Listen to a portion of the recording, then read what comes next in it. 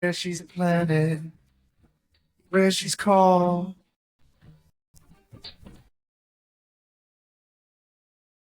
She grows wild.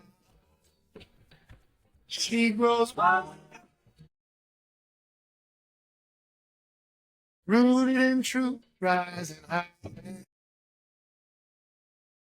She grows wild. What does self-love look like for you today?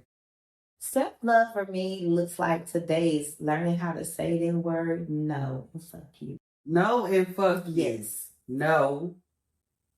Fuck you. No. Fuck you. Yes. All right. No. Who we saying that to? Them fucking kids. Look, the kids, the children.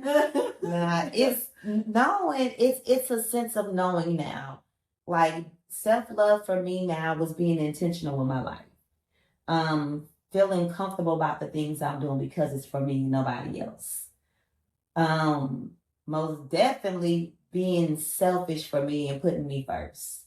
Knowing that if it don't get done, the world ain't coming to an end. Yes.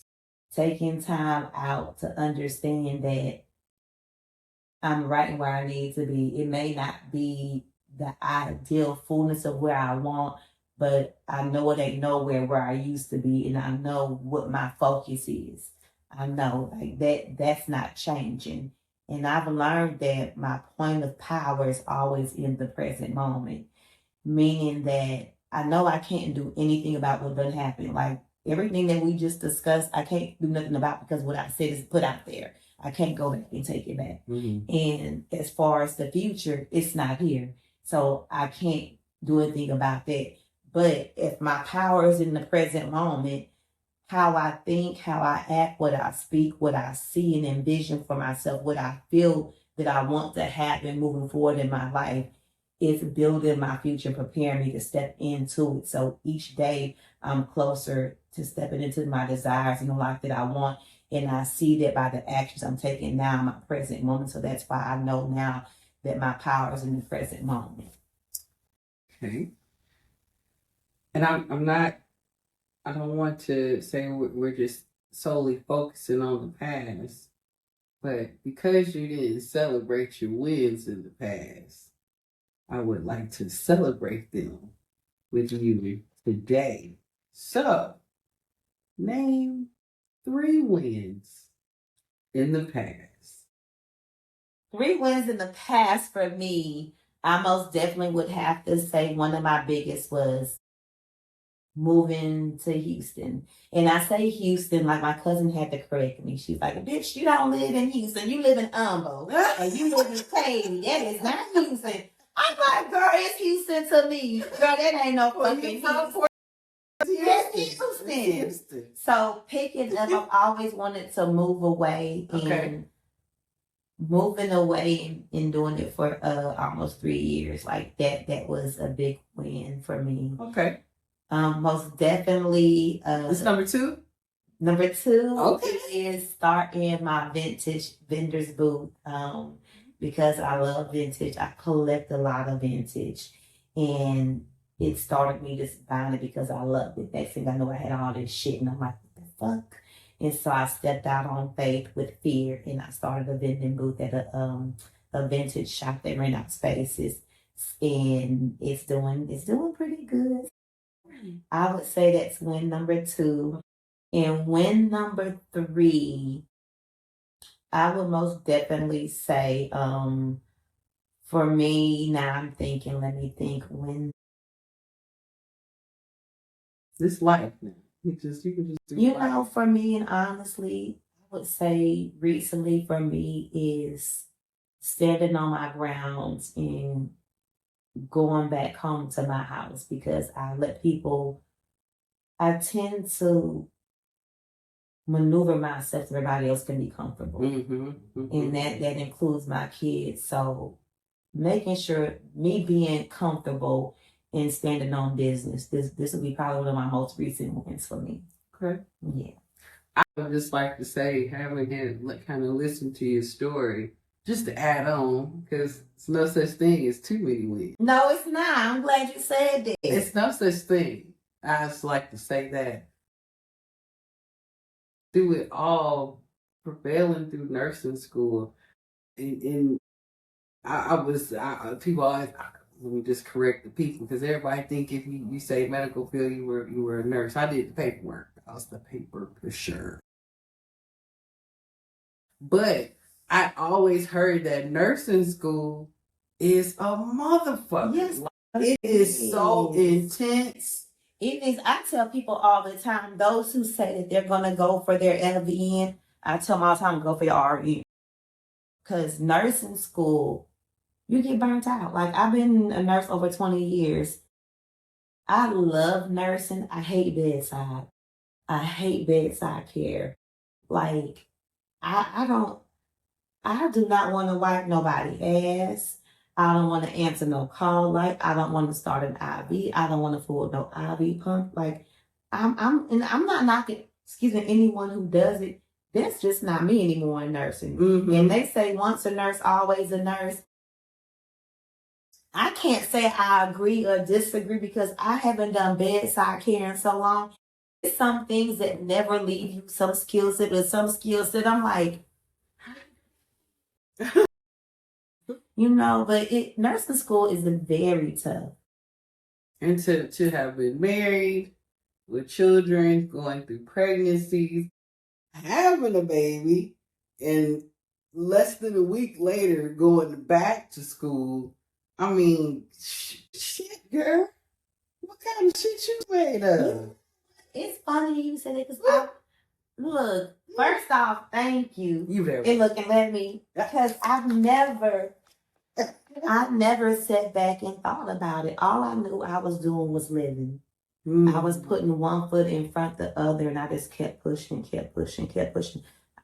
I didn't know, I was built for it tough. I really didn't. What? You didn't take this girl for real. That's a t-shirt. They gonna steal it. Bitch, all day.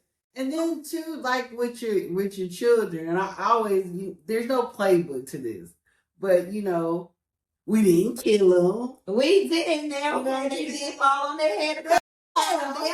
Okay. You failed, but you ain't missing no meals. Ain't missing no meals. You just had a roof over your head. You might not have got everything that you wanted, but you got everything that you needed. Come on. And we gave the best that we could. And then when we figured out some things that may have not worked, we pivoted. That's true. And I think there's something to be said for motherhood in general. Because one thing about it, that was just the young years. That shit don't stop. It does. It's a different capacity, what you allow it to be. And that's another win. Because, now that you've figured out where you need to separate and step back and let the adult team, start for them. That's another big thing. Just even recognizing, oh no, these motherfuckers ain't about to drive me crazy because I see what that looks like. So all of these, these epiphanies that you had, you stopped and you, pause, let me pivot. Oh, let me make this decision. That didn't work out so well. Well, let me do this. It's all in the journey. And what I recognize in your conversation is that bit by bit, piece by piece, you were pouring in more love, pouring in more self-worth, like you were pouring it up until today. That is something that needs to be celebrated, because listening to your story, you could tell where you did not know how. I didn't. Starting with a blank slate, there's something to be said about that, especially when there's always been a figure in your life that's made the decisions for you.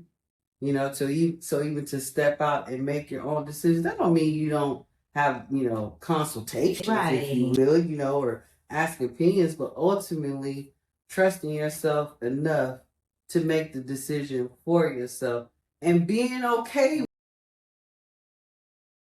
Yeah. Like if it turn out fucked up, well, shit. All right.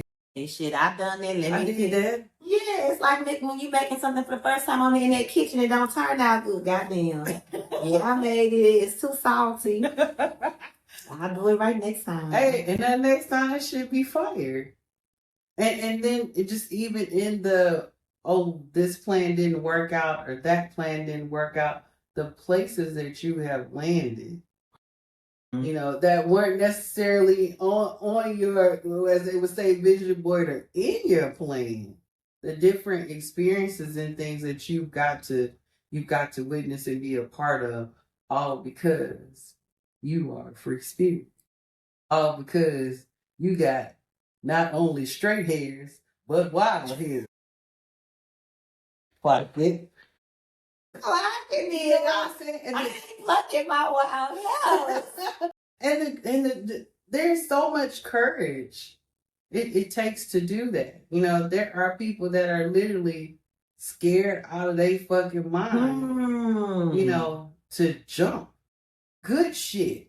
They got good shit. You know what I'm saying? And then you really have to watch some conversations that you have because sometimes it's projected out of fear. You know what I'm saying? It's not intentional to try to dim your life or to stop you, but you know, because I'm scared for you now. But it sounds like you don't let that stop you. Now I don't. Now you don't. Oh no, man. That's the part of the growth. It is. It's like I'm learning, and I do not a lot of things that I want to do and try, or something that's brewing. You know, when I'm in the lab, I keep it. I don't share because normally if I let something out and somebody has something negative to say about it, okay, yeah, I thought about that, but I'm still go ahead with it and see what's gonna happen. You know, yes. You have to be that way because you can allow someone's fears, like you said, to project on you. And I know for a fact, I'm already having fear of why I shouldn't do it because it's something that I'm afraid to jump. So once I share with you and you tell me, I don't think you should do it, you validating my fears, and fear is just an emotion. It ain't gonna stay forever. It's just an emotion. Ooh. So I'm learning. That's deep. How not to do that anymore because people fears will cause you to stay right where you at. Right where you at. Yeah. And sometimes it can really just be excitement. Not necessarily fear. Yeah. But like, ooh, like jumping off the diving board. It can be, and thank God that I have those people who are more excited than me and they push me for that. If they wouldn't have pushed me, I'd still be on that diving board. Them these buckling. Girl, I remember one time I was on the diving board and I got stopped that motherfucker. I said, oh, fuck this shit. Man, do the cardinal sin, try to run. You better get jump off that goddamn diving board. You can't. And sometimes like that, like you can't go back down. Let me tell you something. You gotta jump. You know what? I'm glad you said that because it made me think about my brother. When we was in North Carolina, this huge community pool everybody would go to.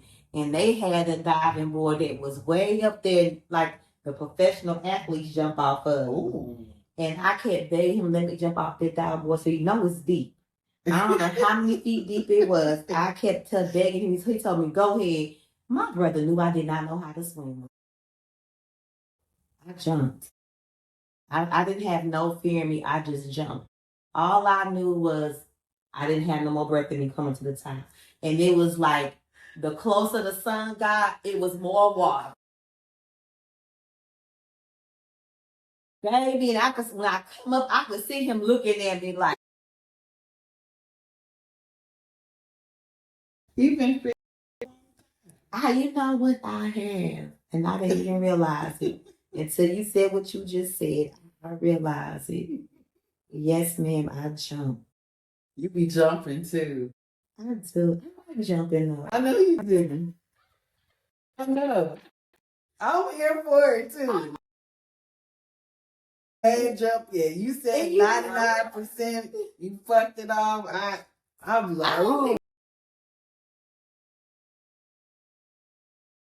Popcorn, cause where's she going? Exciting. You know it because I'm so much more wiser now. Oh, like life is different. Like, yes, like I feel like I had this conversation. We went to Broken Bow for Christmas, and Broken Bow. it's in Oklahoma. Okay. It's like the mountains and cabins. Okay. And what's it not? Yeah, they had mountains out there. My nephew, I think he's 31, 32. We were talking, and he was talking about being in your prime. Like, he's like, man, Nanny, you passed your prime. I'm like, nah, I'm just not touching my prime. Nah, you 40 now, you gonna be 50 soon. You passed your prime. Girl, you about to be 50? I'll be 50 next year. So I said, so funny, man. Oh my gosh. Baby bottom skin. Oh my goodness. thank you. I would have never known. Yes. Getting up there. But used to 5 years ago, I had a plan for my life. I wanted to have all this shit completed in my life. Made 50. Mm-hmm. And ain't none of this shit worked out. I ain't putting no effort towards it because life was life. And now that I know I'm so close to 50, 48 going on 49, I was like, Not you whisper. but now it's like, I'm excited. Mm-hmm. And it's not, and it has nothing to do with I'm still alive